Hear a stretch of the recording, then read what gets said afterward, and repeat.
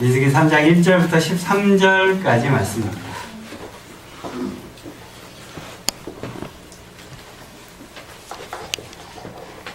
찾으셨으면 우리 같이 남자가 홀수절, 여자가 짝수절 읽도록 하겠습니다. 남자가 홀수절, 여자가 짝수절 읽겠습니다. 자, 시작. 여호와께서 시내산에서 모세와 말씀하실 때 아론과 모세가 낳은 자는 이러하니라. 아론의 아들의 이름은 이러하니 장자는 나답이요 다음은 아비후와 엘리아사와 이다말이니 이는 아론의 아들들의 이름이요 그들은 기름 부음을 받고 거룩하게 구별되어 제사장 직분을 위임받은 제사장들이라. 나답과 아비후는 시내 광야에서 여호와 앞에 가lum을 흘리다가 여호와 앞에서 죽어 자식이 없었으며 엘리아사와 이다말이 그의 아버지 아론 앞에서 제사장의 직분을 행하였더라. 여호와께서 또 모세에게 말씀하여 이르시되 레위 집안 나아가 제사장 아론 앞에 서서 그에게 신중하게 하라. 그들이 회막 앞에서 아론의 직무와 온 회중의 직무를 위하여 회막에서 심무하되 곧 회막의 모든 기구를 갖다 지키며 이스라엘 자손의 직무를 위하여 성막에서 신중하시니 너는 레위인을 아론과 그의 아들들에게 맡기라. 그들은 이스라엘 자손 중에서 아론에게 온전히 맡겨진 자들이니라. 너는 아론과 그의 아들들을 들어 제사장 직무를 하게 하라. 레위인이 가까이 하면 죽음을 당할 것이니라. 여호와께서 모세에게 말씀하여 이르시되 보라 내가 이스라엘 자손 중에서 레위인을 가까이서 제사장의 자손들의 딸에 태어난 모든 자를 자세하게 하였으니 레위인이시라. 처음 태어난 자는 다 내 것임은 내가 애굽 땅에서 그 처음 태어난 자를 다 죽이던 날에 이스라엘의 처음 태어난 자는 사람이나 짐승을 다 거룩하게 구별하였으니 그들은 내 것이 될 것임이니라. 나는 여호와이니라. 아멘. 우리 말씀으로 하나님이 우리를 부르신 목적이라는 제목으로 우리가 함께 말씀을 나누도록 하겠습니다. 한때 한국교회를 강타했던 책이 있습니다. 목적이 이끄는 삶, 미국의 리거렌 목사님이 세드백 교회를 담임하시는 리거렌 목사님이 지은 책인데요. 이 책에서 리거렌 목사님이 삶의 목적에 대해서 이렇게 이야기를 했습니다. 삶의 목적이란 우리의 가장 큰 꿈과 야망보다도 훨씬 더 큰 것이다. 우리가 이 땅에 살고 있는 이유를 알고 싶다면 모든 생각은 하나님으로부터 시작되어야 한다. 왜냐하면 우리는 그분의 목적에 의해서 그분의 목적을 위하여 창조되었기 때문이다. 이렇게 이야기를 하고 있어요. 각자의 삶의 목적이 있습니다. 여러분 삶의 목적이 있으시죠? 여러분 삶의 목적이 무엇입니까? 어떤 목적을 향해서 살고 계세요? 목적이 없으세요? 여러분 삶의 목적이 뭐예요? 각자가 다 다르죠. 그러니까 각자의 삶의 목적이 뭐냐고요. 민기의 삶의 목적은? 게임을 잘하는 것? 여러분 삶의 목적이 뭐예요? 100살까지 사는 것? 100세 생일 맞은 할머니 생일잔치에 가서 손자가 그랬대잖아요. 할머니 100세까지만 사세요. 여러분 몇 살까지 살고 싶으세요? 삶의 목적이 뭐예요? 각자의 삶의 목적이 있겠죠. 오늘 우리가 읽은 말씀을 보면 하나님께서 레위 지파를 구분하여 세우신 목적에 대해서 말씀하고 있습니다. 그러니까 레위 지파를 왜 하나님께서 구분하여 세웠느냐? 레위 지파가 어떤 지파였습니까? 하나님께 제사를 지내던 제사장 직책을 갖고 있었던 지파였죠. 지금으로 치면은 교회 안에서 일하는 교직자의 역할을 수행했던 사람들입니다. 그 사람들 하나님께서 그 레위 지파를 구분해서 세웠던 이유에 대해서 오늘 말씀하셨는데 신약의 시대를 살아가고 있는 우리를 하나님께서 뭐라고 말씀하세요? 만인 제사장이다. 너희들도 모두 다 무엇이다라고 하나님께서 말씀하세요? 제사장이다 라고 말씀하고 계십니다. 그럼 구약의 시대에서 레위 지파를 부르셨던 그 이유가 지금 신약의 시대를 살아가고 있는 우리 만인 제사장이라고 불려 있는 우리 모두에게도 동일하게 제사장으로 부르시는 이유가 되겠죠. 우리의 삶의 목적이 어떻게 돼야 됩니까? 우리의 삶의 목적이 어떻게 돼야 돼요? 제사장으로서 삶을 살아야 하는 거죠. 우리 베드로전서 2장 9절 말씀을 같이 읽어보겠습니다. 시작. 그러나 너희는 택하신 족속이요 어떤 제사장들이요 거룩한 나라요 그의 소유가 된 백성이니 이는 너희를 어두운 데서 불러내어 그의 기이한 빛에 들어가게 하시니에 아름다운 덕을 선포하게 하려 하심이라. 아멘. 자, 우리에게 하나님께서 뭐라고 말씀하셨어요? 택하신 족속이요. 레위 지파처럼 우리를 어떻게 하셨어요? 택하셨어요. 왕 같은 무엇이요? 제사장이요. 레위 지파가 하나님을 섬기는 제사장의 역할을 수행했던 것처럼 우리도 뭐라고 부르셨어요? 제사장이라고 부르셨습니다.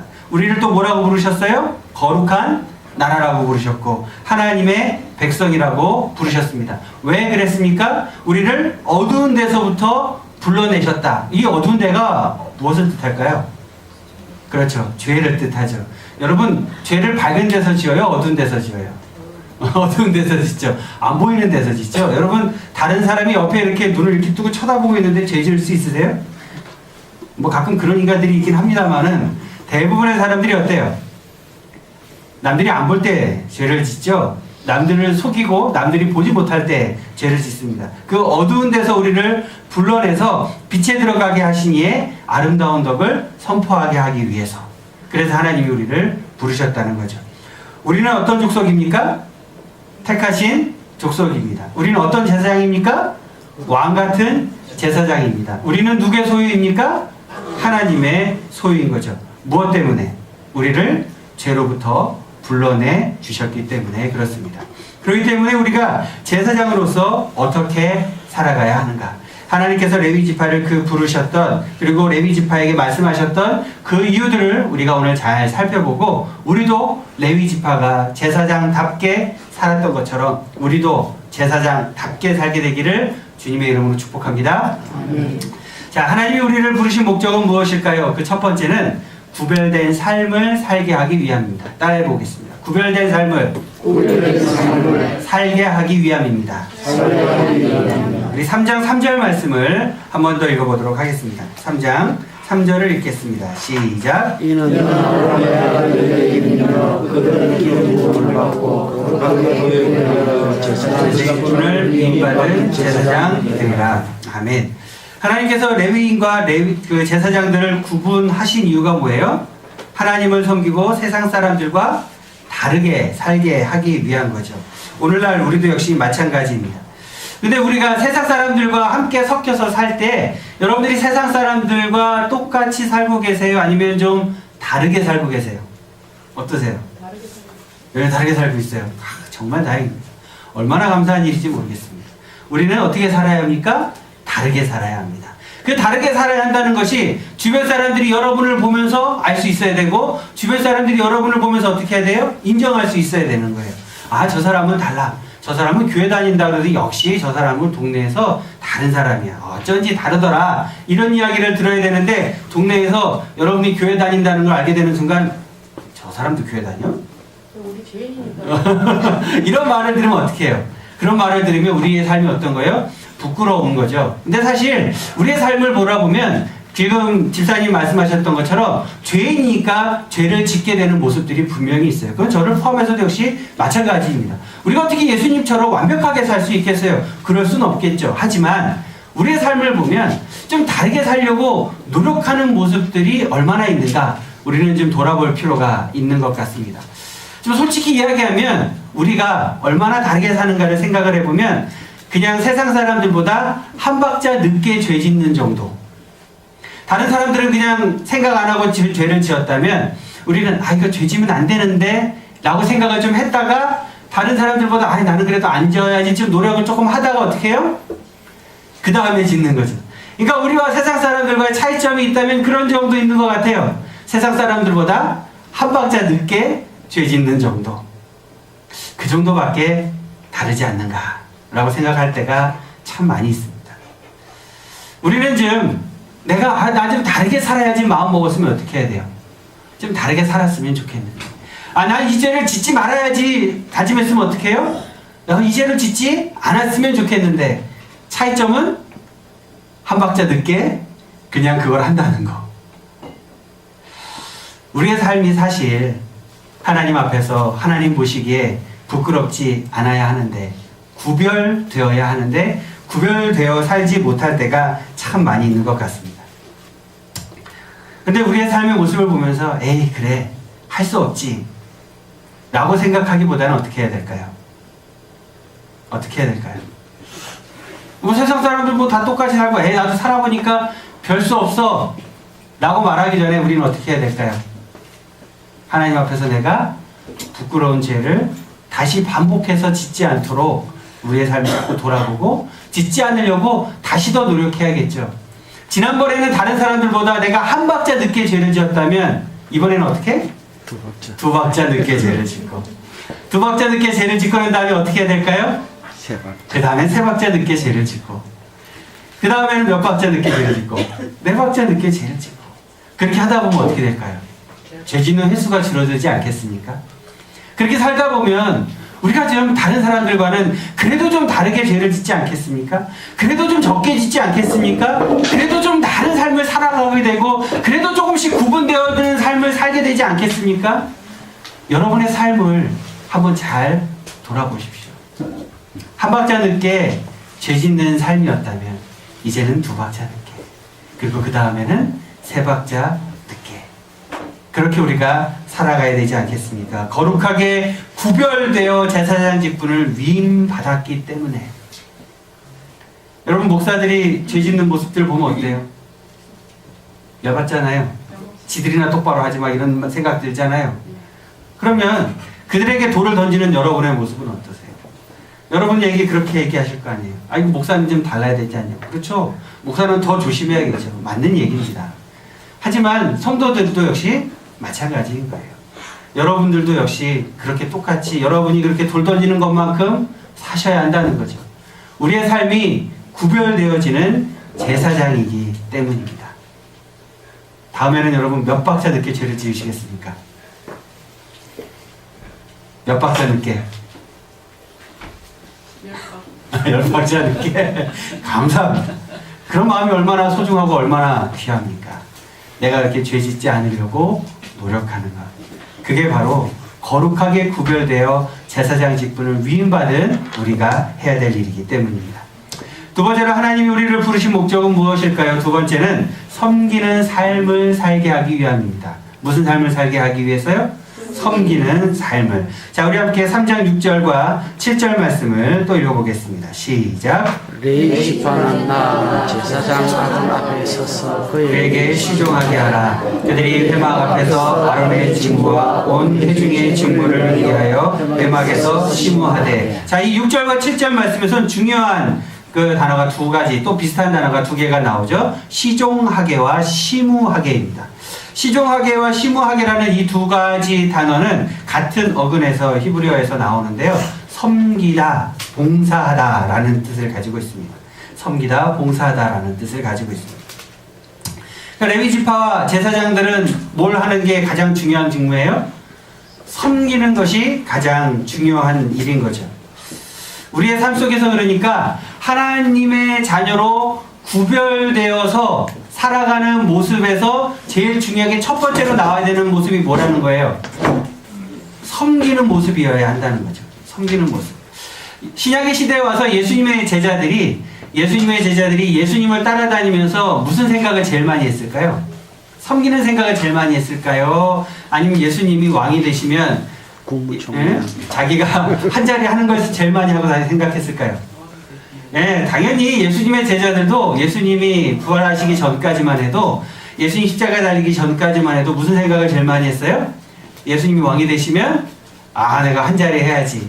예수님께서 제자들과 함께 최후의 만찬 자리에서 죽음에 대해서 말씀하시고 뭐 자리에 대해서 말씀하시고 하늘나라에 대해서 말씀하시고 이러니까 제자들의 머릿속에는 뭐가 있었을까요? 드디어 하나님의 나라, 예수님의 나라가 오게 되면 나는 예수님의 오른쪽에 앉아야지, 나는 왼쪽에 앉아야지, 내가 예수님의 수제자인데, 아닌데 내가 예수님이 사랑하는 제자가 바로 난데, 이러면서 서로 싸웠어요. 누가 더 높은 자리에 앉을 것이냐, 이거 갖고 싸웠습니다. 그렇게 싸우는 제자들을 보시고 예수님이 뭐 하셨을까요? 그렇게 싸우는 제자들의 모습을 보시고 예수님이 뭐 하셨어요? 예수님 기가 차셨던 거죠. 근데 이제 제자들을 혼내지 않으시고 어떻게 하셨어요? 제자들이 막 서로 자기들이 높은 자리에 앉겠다고 내가 더 예수님이랑 친하다 막 이렇게 싸우고들 있으니까 예수님이 대야에다 물을 떠오셔갖고 제자들의 발을 씻겨주셨습니다. 이 제자들이 얼마나 부끄러웠을까요? 그 전까지만 해도 뭐 때문에 싸우고 있었어요? 서로 자기가 높은 자리에 앉겠다고 싸우고 있었는데 발을 씻어주는 거는 그 당시에 종들이 하던 일이었습니다. 예수님 당시에 신발을 뭘 신고 다녔습니까? 샌들. 우리는 지금 이제 조리같이 생긴 거에 뒤에 끈이 달려있는 샌들을 신고 다녔어요. 뭐 그때 당시에 길이 포장되어 있지 않았기 때문에 흙길 모래길을 걸어 다니면 어떻게 될까요? 발이 더러워지겠죠. 꼬질꼬질 시커멓게 때가 낄 겁니다. 그럼 어떻게 해야 돼요? 집에 들어오게 되면 발을 먼저 씻어야 하는 거죠. 그 발 씻어주는 일을 그 집안의 종이 했었던 일인 거예요. 근데 제자들이 서로 높은 자리에 앉겠다고 싸우고 있었는데 예수님이 그 제자들의 모습을 보시면서 뭘 먼저 하십니까? 발을 씻어주시는 거예요. 제자들이 얼마나 부끄러웠을까요? 이 최후의 만찬 자리에서 예수님께서는 제자들의 발을 씻어주시고 제자들과 함께 식사를 하시고 그날 저녁에 어떻게 돼요? 로마 병정에게 붙들려 가서 고난을 받고 다음날 십자가에 못 박혀 돌아가시게 되죠.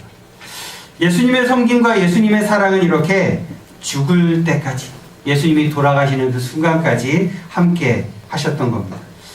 우리의 삶은 어떻게 해야 될까요? 우리의 삶은 예수님처럼 섬기는 삶을 살아야 한다는 거죠. 매월 둘째 주에 우리가 나눔 연보 하잖아요. 벌써 이제 두 달째 하고 있는데 이 세 가지 주의사항을 제가 말씀드렸습니다. 이 세 가지 주의사항을 잘 지켜서 어떻게 지난달에 잘 쓰셨습니까? 네, 잘 쓰셨어요? 안 쓰셨어요? 이렇게 모으고 계세요? 한 방에 쓰시려고? 그러면 안 되는 거예요. 여러분들이 잘 쓰셔야 됩니다. 정말 중요한 것에, 정말 도움이 필요한 것에, 예수님의 사랑이 필요한 것에 쓰셔야 되는 거예요. 뭐 이런 얘기하면 내가 제일 필요한데 뭐 이런 생각하세요? 그러면 안 돼요. 내가 제일 필요하다고 내가 쓰면 안 된다니까요. 이웃을 위해서 사용하세요. 전도 대상자를 위해서 사용하세요. 그게 예수님처럼 살아가는 거예요. 여러분처럼 예수님이 여러분에게 정말 다행인 게 너희들도 같이 십자가에 못 박혀야 할지니 이렇게 말씀 안 하시잖아요. 얼마나 다행이에요. 너희들이 나와 같이 십자가에 못 박혀야 너희가 구원받을 것이다. 이렇게 말씀하지 않으시잖아요. 얼마나 감사한 일이에요. 근데 예수님 우리에게 뭐라고 말씀하세요? 도우라고 내 이웃을 내 몸과 같이 사랑하라고 말씀하셨잖아요. 그것이 첫 번째 계명이라고 말씀하셨잖아요. 우리가 하나님의 자녀로 예수님의 자녀로 살아간다면 또 정말 왕같은 제사장이라면 여러분이 실천하셔야 합니다. 말만 하지 말고 실천하셔야 되는 거죠. 그게 바로 주님이 우리를 부르신 목적이기 때문입니다. 마지막으로 하나님이 우리를 부르신 목적은 무엇일까요? 세 번째는 영광의 삶을 살게 하기 위함입니다. 영광의 삶을 살게 하기 위함입니다. 민수기 3장 12절 말씀을 우리 같이 읽어보겠습니다. 시작. 보라 이스라엘 자손들이 있어 매일을 택하여 이스라엘 자손들이 태를 얻어 태어난 모든 자를 생각하게 하겠은즉 내일은 내 것이라. 아멘. 섬기기 위해서 산다. 사람들이 섬기기 위해서 산다. 그게 가능할까요? 여러분 그게 쉬울까요? 어려울까요? 당연히 어렵겠죠. 이 섬기기 위해서 사는 것만큼 어려운 게 어디 있겠습니까? 여러분 세상 사람들이 왜 성공하려고 그래요? 섬김을 받기 위해서 성공하려고 그러죠? 왜 돈을 많이 벌려고 그래요? 돈으로 사람을 사서 섬김을 받기 위함이에요. 내가 편하게 살기 위함이거든요. 이번 지난주에 제가 그 월요일부터 금요일까지 제주도에 그 세미나 갔다 왔잖아요. 필리핀 선교사님이 오셔가지고 이제 필리핀 선교 현황에 대해서 이제 말씀 나누시고 어떻게 선교지에서 지금 어떻게 그게 바뀌어가고 있는지 선교지에서 어떻게 사람들을 섬기고 지금 선교지의 지금 상황이 어떤지 뭐 올해 선교사님은 필리핀에서 오신 분이 발표를 하셨는데요. 발표가 끝나고 난 다음에 사실은 더 재밌는 얘기들이 많이 있었어요. 무슨 얘기가 있었냐면 필리핀의 이민법이 바뀌어가지고요. 2천만 원 디파짓을 하면 4명까지 한 가족이 4인 기준으로 그 4명한테 그 영주권을, 필리핀 영주권을 그냥 준대요. 그리고 2천만 원 디파짓 한 거 언제든지 내가 다시 찾아올 수 있고, 그 영주권 한번 받으면 몇 년마다 갱신하고 이런 거 없이 죽을 때까지래요. 2천만 원만 있으면 필리핀 영주권을 받을 수 있게 됐다는 거죠. 그래갖고 필리핀 선교사님들이 몇 년 전에 다 그걸로 바꿨대요. 필리핀 영주권으로. 우리나라 이제 필리핀 영주권 갖고 있어도 대한민국 국적은 그대로 유지할 수 있기 때문에 많은 분들이 필리핀에 굉장히 많이 지금 오고 계시다는데, 제일 많이 오시는 분들이 누구냐면 그 은퇴하신 목사님들이 많이 오신답니다. 그렇게 해서 이제 필리핀에 오셔서 그 영주권을 받아가지고 뭐 하냐면, 거기서 이제 필리핀에서 항상 날이 따뜻하니까 거기서 사는 거죠. 이 살기 얼마나 좋아요. 근데 이제 거기 오게 되면 그 집에서 일을 해주는 메이드들을 구하게 되는데, 메이드 월급이 한 달에 150불 정도밖에 안 한답니다. 아직 한 달에 150불. 그러니까 한 달에 한 18만 원 뭐 이 정도밖에 안 되는 거죠. 그러니까 은퇴하신 목사님들 오셔가지고 이제 본인 연금이랑 이런 게 있으니까 생활하시고, 그 선교사들 선교사님들이 세운 그 신학교들이 있으니까 신학교에서 이제 그 소일거리 삼아서 거기 현지인들한테 강의하시고, 그러고 나서 이제 나머지 시간들은 이제 운동하시고 따뜻하니까 거기서 그렇게 살고 계신다는 거예요. 거기 와서 이제 사는데, 문제는 뭐냐면 와서 이렇게 계시는 동안 좀 하나님의 영광을 나타내면 좋은데, 이분들이 너무 이렇게 그 사람들에게 덕이 되지 않는 모습들을 많이 보인다. 그래서 여기 은퇴하신 분들이 오셔가지고 좀 이렇게 덕이 되게 좀 하셨으면 좋겠는데, 그렇게 안 돼서 참 아쉽다, 이런 얘기를 하시는 이야기를 저희가 들었습니다. 하나님의 영광을 나타내는 삶이라는 게 우리의 삶에서 어느 순간까지만 정해진 것이 아니라, 뭐 65세, 70세 은퇴할 때 하기 전까지만 정해진 것이 아니라 어떻게 돼요? 하늘나라 가는 그날까지 우리가 하나님의 영광을 위해서 살아야 하는 거죠. 우리의 삶을 살아갈 때, 우리가 섬기는 삶을 살아간다는 것이 어느 한순간, 몇 년, 뭐 몇 살, 아니면 어느 순간에만 하는 것이 아니라 어떻게 해야 돼요? 우리의 평생의 삶이 하나님의 영광을 드러내는 삶을 살아야 하는 거죠. 어디 가는 순간까지? 천국 가는 순간까지 그렇게 살아야 하는 것입니다. 그래서 그 선교사님이 그 말씀을 하시면서 굉장히 안타까워 하시더라고요. 그분들이 오셔서 참 좋은 일 많이 하시고 그러는데, 그럼에도 불구하고 거기서 너무 이렇게 덕이 되지 않는 모습들을 보여서 너무 안타깝다, 그런 말씀들을 하시는 이야기를 들었는데요. 참 저도 역시 여기 와서도 마찬가지인 것 같아요. 저도 여기서 덕이 되는 삶을 살아야 되는데, 혹시 덕이 되지 않는 삶을 살면 어떨까, 이런 걱정이 될 때가 많이 문득문득 생각이 나곤 합니다. 여러분의 삶의 자리에서는 어떻습니까? 여러분 하나님의 영광을 위해서 살고 계세요? 낮은 자리에서 섬기는 것이 즐겁습니까? 높은 자리에서 섬김을 받는 것이 즐겁습니까? 여러분의 삶의 자리에서 다른 사람들을 돕고, 다른 사람들을 섬기고, 그들을 위해 하나님의 말씀으로, 복음으로 그들을 섬기고, 내가 드러나는 것이 아니라 하나님의 영광이 드러나는 삶을 사는 것, 그것이 바로 하나님이 우리를 부르신 목적이라는 거죠. 왜 그럴까요? 여기 써 있잖아요. 레위인은 누구 것이에요? 하나님의 것입니다. 우리는 누구 것입니까? 하나님의 것입니다. 우리는 하나님의 것이기 때문에 하나님의 말씀에 순종하며 살아가야 하는 거죠. 근데 우리는 내가 주인이 되어서 자꾸 어떻게 하려고 해요? 하나님을 부리려고 해요. 하나님이 주인이시면 하나님 말씀에 순종하는 삶을 살겠죠. 근데 내가 주인이면 어떻게 살까요? 내가 원하는 걸 하나님한테 자꾸 시키죠. 이거 해주세요, 저거 해주세요. 우리의 삶을 돌아보고, 내가 정말 하나님을 주인으로 모시고 살고 있는가? 아니면 내가 하나님을 종으로 자꾸 부리려고 하고 있는가? 우리는 우리의 모습을 돌아보아야 하는 것입니다. 하나님 우리를 부르신 목적은 구별된 삶을 살고, 섬김의 삶을 살고, 영광의 삶을 살게 하기 위함입니다. 하나님 우리를 부르셔서, 죄로부터, 어둠으로부터 부르셔서 우리를 구별하신 것은요, 우리가 섬기게 하기 위하는 거고요. 섬김을 통해서 나의 영광이 아니라 누구의 영광이 나타나는 거예요? 하나님의 영광이 나타나는 거예요. 다시, 우리를 어둠의 죄에서 불러내셔서 구별하신 이유는 뭐하게 하기 위해? 섬기게 하기 위해. 섬김을 통해서 무엇이 나타나기 위해? 하나님의 영광이 나타나기 위해. 하나님은 우리를 부르셨습니다. 하나님 우리를 부르신 그 목적을 잘 기억하시고 그 목적에 합당하게 제사장답게 살아가는 여러분들이 되시길 주님의 이름으로 축복합니다. 아멘.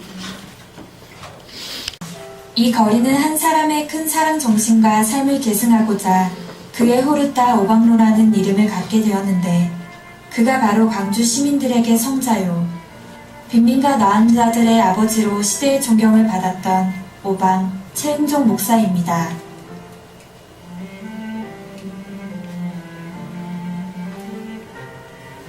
그는 1880년 광주에서 태어나 젊은 시절 싸움꾼 망치로 불리던 건달패였습니다. 그러나 24살 때 유진벨 선교사의 헌신적인 삶을 통해 예수를 믿고 광주에서의 첫 교인이 된 후 술과 담배를 끊고 방탕한 생활을 청산하였습니다. 어느 날 배 선교사의 부탁으로 포사이드 선교사의 마중을 나왔던 최응종은 돌아오던 길에 산비탈에서 추위에 떨고 있는 나은 자를 만났습니다. 그를 본 포사이드 선교사는 얼른 말에서 내려와 자신의 외투를 벗어 냄새나고 손발에서 진물이 흐르는 그 나은 자에게 입힌 후 자신의 말을 태웠습니다. 그때 그 나은 자의 지팡이가 땅에 떨어졌는데 포사이드는 최응종에게 그 지팡이를 주워달라고 했지만 최응종은 피고름이 묻은 지팡이를 선뜻 만지지 못했습니다. 이 사건은 그에게 큰 충격을 주었는데 같은 민족도 아닌 사람이 나은 자를 자식처럼 대하다니 아 그래 저것이 예수교의 힘 예수의 사랑이다. 예수를 믿으려면 저 의사처럼 믿어야 할 것이다. 이렇게 포사이드와의 만남은 그의 평생의 삶을 가난하고 소외된 자들을 위해 헌신하는 계기가 되었습니다. 이후 소문을 듣고 몰려드는 나은 자들을 위해 요양원에 세워 버려지고 죽어가는 수많은 나은 자들을 치료하고 돌봐주었으며 움막에서 쫓겨난 거린들을 모아 거린촌을 만들고 급식운동을 하기도 했습니다.